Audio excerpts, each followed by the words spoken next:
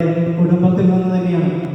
കാരണം ഇംഗ്ലീഷിൽ ഒരു ചൊല്ലുണ്ട്, ഒരുപക്ഷെ നിങ്ങൾക്ക് എല്ലാവർക്കും അറിയാം, family that prays together stays together എന്നാണ്. എന്ന് വെച്ച് കഴിഞ്ഞാൽ എന്താ, ഒരുമിച്ച് പ്രാർത്ഥിക്കുന്ന കുടുംബം ഒരുമിച്ച് നിലനിൽക്കും. ഇന്ന് അല്ലെങ്കിൽ പഴയ തലമുറ അത്രമാത്രം പവിത്രതയോടുകൂടെ അമൂല്യമായി കണ്ടിരുന്ന ആ ഒരു കുടുംബ പ്രാർത്ഥന ഇന്ന് എങ്ങനെയോ പതുക്കെ പതുക്കെ ഇല്ലാതായിക്കൊണ്ടിരിക്കുകയാണ്.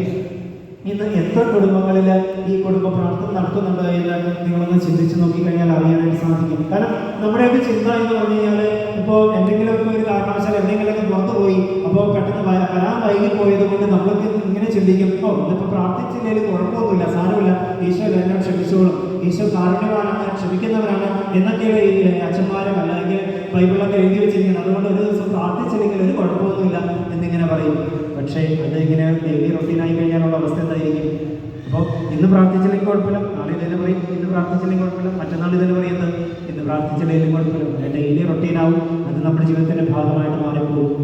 അതുമാത്രമല്ല, ചിലപ്പോൾ ചില വീടുകളിലൊക്കെ ചിലപ്പോൾ ഭർത്താക്കന്മാരിങ്ങനെ അവരോടൊക്കെ ഇങ്ങനെ കറങ്ങി തിരിഞ്ഞാണെങ്കിൽ, അപ്പോൾ ഭർത്താക്കന്മാർ വിചാരിക്കും, ഭാര്യ മക്കളും വേണ്ടിയുണ്ടല്ലോ, അവർ പ്രാർത്ഥിച്ചോളും, അവരെനിക്ക് ആ പ്രാർത്ഥനയിൽ എന്നെ കൂടെ ഓർത്ത് പ്രാർത്ഥിച്ചോളും എന്നുള്ള ചിന്തകളുടെ അപ്പോൾ ഈ കാരണന്മാരെന്ത് ചെയ്യും, അവരുടെ ഇഷ്ടത്തിനാണ് പോകും.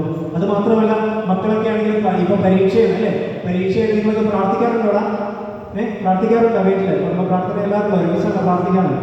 അതോ തന്നെ അപ്പനും അമ്മയോടും പറയും, അപ്പം എനിക്ക് കുറേ പഠിക്കാനുണ്ട്, പ്രാർത്ഥന ഇങ്ങനെ കുറച്ച് നേരം കൂടെ കഴിഞ്ഞിട്ട് പ്രാർത്ഥിക്കാം, അല്ലെങ്കിൽ ഞാൻ ഒറ്റയ്ക്ക് പിന്നീട് പ്രാർത്ഥിച്ചോളാം എന്നൊക്കെ പറയാറുണ്ടോ?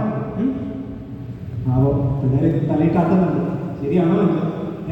അപ്പോൾ നിങ്ങൾ പ്രാർത്ഥിക്കുമ്പോൾ എല്ലാവരും കൂടെ ഒരുമിച്ചിരുന്ന് പ്രാർത്ഥിക്കുമ്പോൾ ആ പ്രാർത്ഥനയുടെ ശക്തി നിങ്ങളുടെ കുടുംബജീവിതത്തെ പിടിച്ചു നിർത്തും, ബലപ്പെടുത്തും. ഒരു തിന്മയ്ക്കും ആ കുടുംബ അന്തരീക്ഷത്തിലേക്ക് കടന്നു വരാനായിട്ട് സാധിക്കില്ല.